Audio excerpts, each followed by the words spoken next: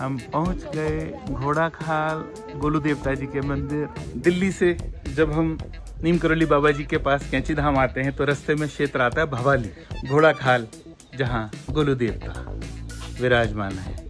न्याय के देवता गोलू देवता का ये मंदिर परिसर। गोलू देवता की जय हो। इनका जन्म हुआ था न्याय करने के लिए। ये न्यायकारी राजा हैं हमारे पूरे उत्तराखंड के। 12वीं शताब्दी का मंदिर बताया जाता है, 900 साल पुराना। गोलजू पैदा हुए, उन्होंने इन्हें पकड़ा और नीचे गौशाला में डाल दिया। उन्होंने बोला आज से ही मैं स्वयं ही न्यायकारी करूंगा, जिसको जहाँ कहीं भी न्याय नहीं मिलेगा मैं उसे स्वयं न्याय दूंगा कि आप कलयुग में पूजे जाएंगे। और गोलू देवता की उपाधि में वो पूजे जाते हैं। ये मनोकामनाएं हैं, ये सब अर्जियों में लिखी है, भगवान को अर्जियां लगाई हुई हैं जी। आए गोलू देवता मंदिर घोड़ाखाल में और भगवान का आशीर्वाद ले। जो भी आपकी मनोकामना है वो भगवान जल्द से जल्द पूर्ण करें, यही हमारी मनोकामना है। घोड़ाखाल मंदिर से आप नीचे देख रहे हैं विहंगम दृश्य, भीमताल। कभी किसी के साथ अन्याय हो जेन्युइन, यहाँ जरूर आए, माथा टेकें, न्याय मिलेगा। ऐसा मैंने तो महसूस किया ही हुआ है।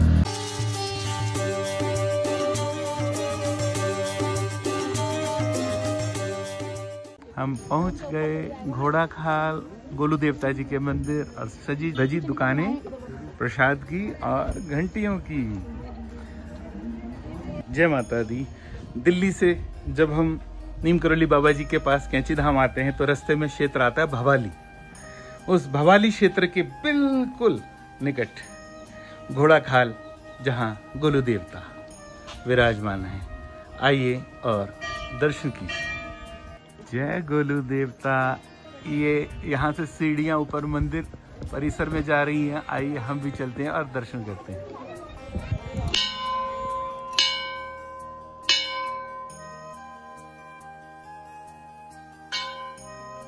गोलू देवता का ये मंदिर परिसर घोड़ाखाल क्षेत्र भवाली में है।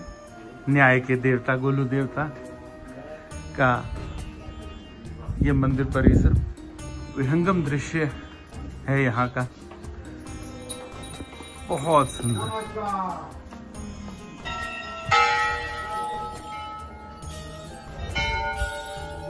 जय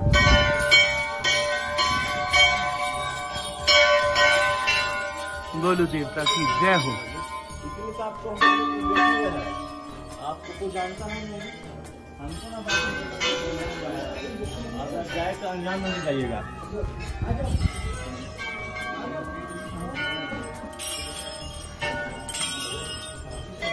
मेरे गोलू देवता आपकी सदा ही जय हो।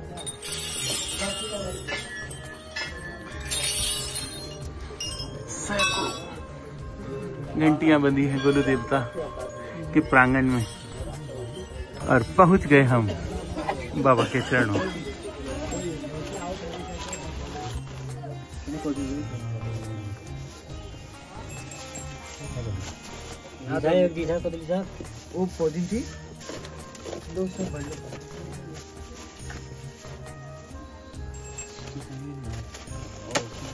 जय माता दी। गोलू देवता जी के चरणों में आए हुए थे और पंडित गौरव जी मिले। आइए उन्हीं के श्रीमुख से आज जानते हैं यहाँ का महत्व, बाबा का अवतरण कहाँ हुआ, कैसे हुआ और इतिहास के बारे में। आइए जानते हैं पंडित गौरव जी से। ओम श्री गणेशाय नमः।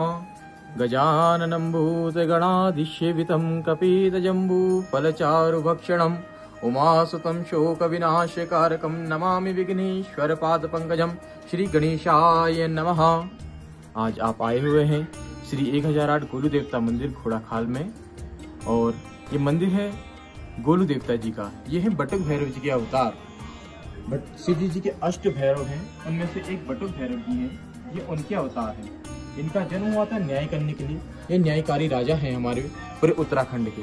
इनका जो सर्वप्रथम स्थान बताया जाता है वो चंपावत में है, दूसरा स्थान इनका घोड़ाखाल और तीसरा अल्मोड़ा चितई गुलजू में बताया जाता है।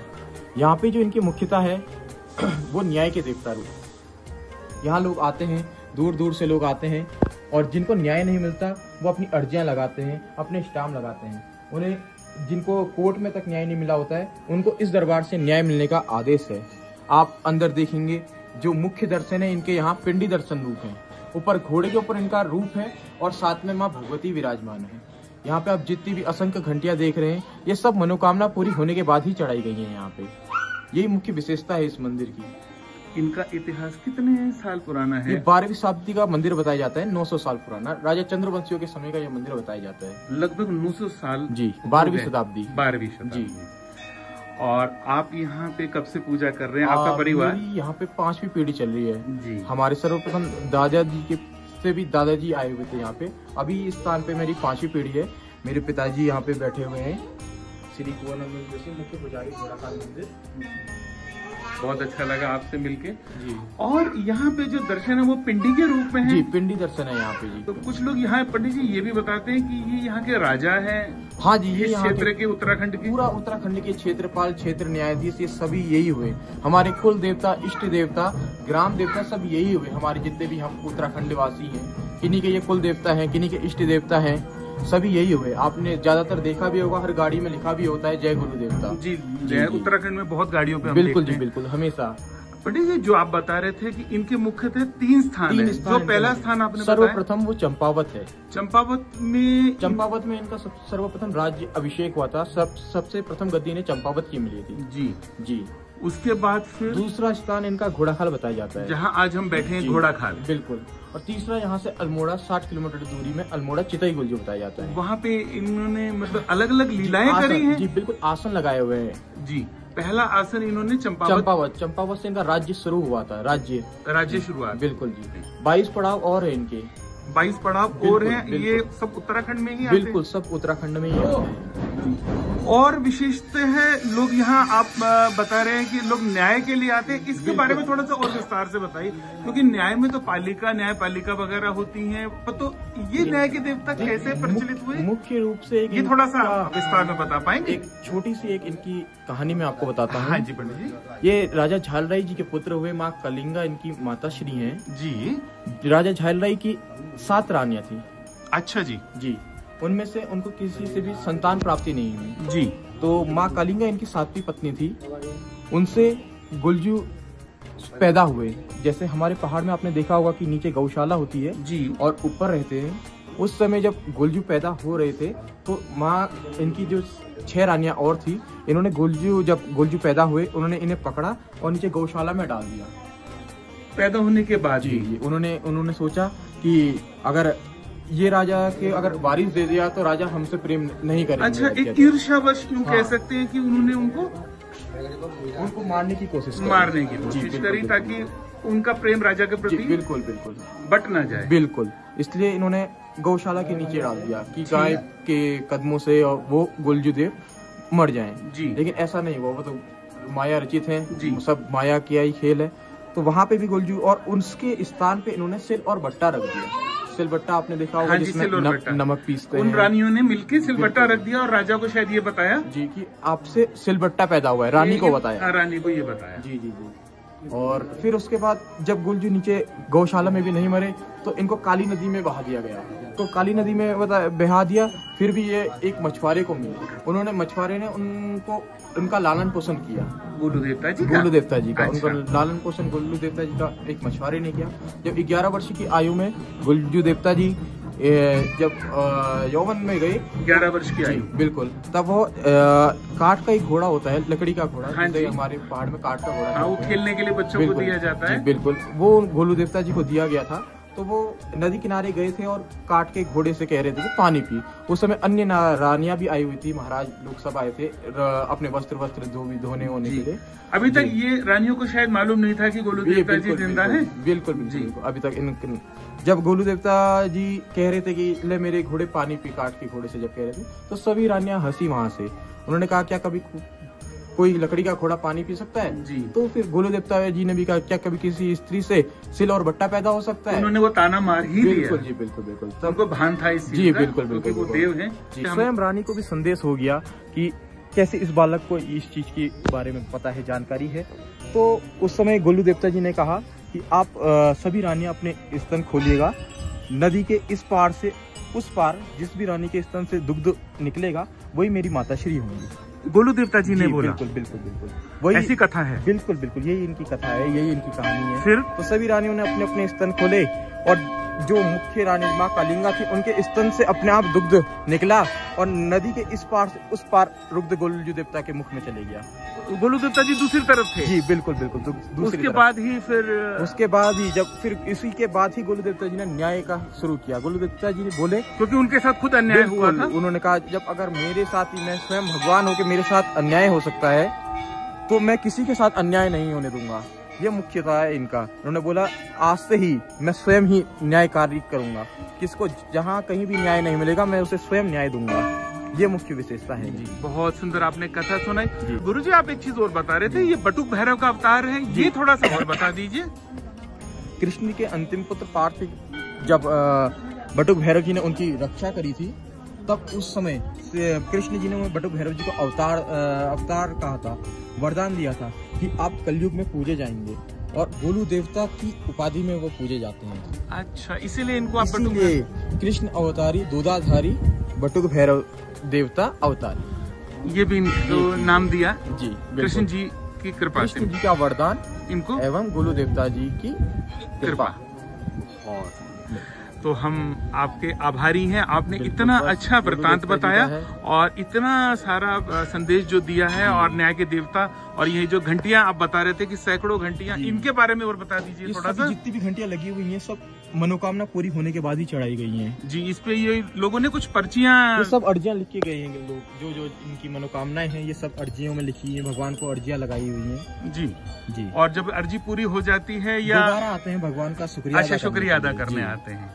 बहुत सुंदर, बहुत अच्छा। आप देख रहे हैं सभी जितनी भी ये बड़ी बड़ी घंटियां, तो ये तीनों ही मंदिरों में इस तरह से तीनों मंदिरों में जी। गोलजू महाराज का आप सभी को आशीर्वाद और आप सभी लोग गोलजू देवता की महिमा के बारे में जाने, अत्यधिक जाने, आए गोलू देवता मंदिर घोड़ाखाल में और भगवान का आशीर्वाद ले। जो भी आपकी मनोकामना है वो भगवान जल्द से जल्द पूर्ण करें, यही हमारी मनोकामना। जय गोलजू। जय गोलजू महाराज। पंडित कुंवर नंदन जोशी जी भी मिले, गौरव जी के पिताजी हैं। ये भी गोलू देवता जी के बारे में कुछ बता रहे हैं, आइए जानते हैं। वो तो बड़े न्याय के देवता हैं। कोई भी आदमी बिगर उनसे आशीर्वाद से कोई वंचित नहीं रहा। जो भी आता है, जो उसने मांगा उसकी मनोकामना पूरी कर देते हैं।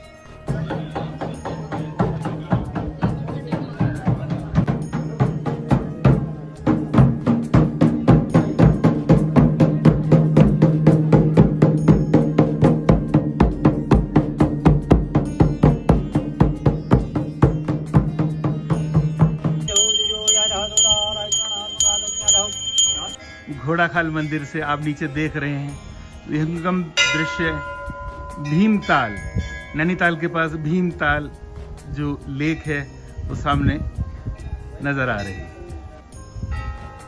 हल्द्वानी से थोड़ा सा ऊपर भीमताल और वहां से घोड़ाखाल मंदिर, गोलू देवता।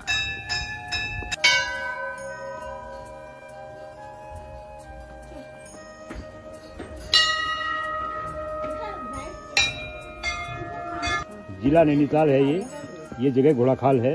घोड़ाखाल में गोलू देवता मंदिर है सर।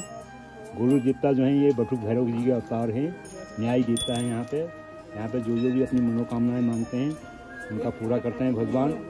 न्याय देवता है, न्याय करने का मकसद है पहला। फिर उसके बाद जो भी अपनी मनोकामनाएं मांगते हैं यहाँ पे करोड़ों घंटा है, फिर यहाँ पे घंटा चढ़ाने आते हैं जी। ये जो आपने सब घंटियां रखी हैं यहीं से ये सब मनोकामना ऐसी घंटी यहाँ चढ़ते रहता है। छोटा घंटी यहाँ ऐसा बराबर चढ़ता है, ऐसा घंटी वाले मंदिर है, घंटी वाले भगवान चढ़ते रहता है।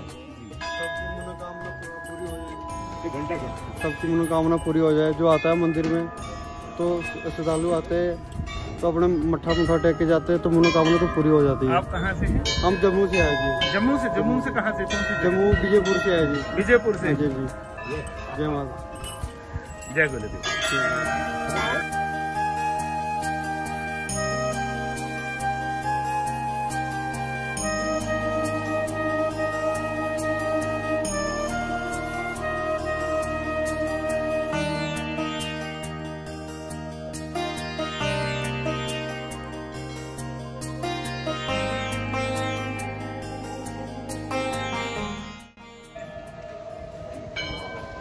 जय गोलू देवता, जय गोलू देवता। इस व्लॉग का अंत हम यहीं करते हैं और आशा करते हैं आपको गोलू देवता का आशीर्वाद मिले और कभी किसी के साथ अन्याय हो जेन्युइन, यहाँ ज़रूर आएँ, माथा टेकें, न्याय मिलेगा। ऐसा मैंने तो महसूस किया ही हुआ है। और यहाँ निकटतम रेलवे स्टेशन हल्द्वानी है और बस से भी आ सकते हैं और अपनी गाड़ी से भी सुविधा है। जय गोलू देवता, जय माता की।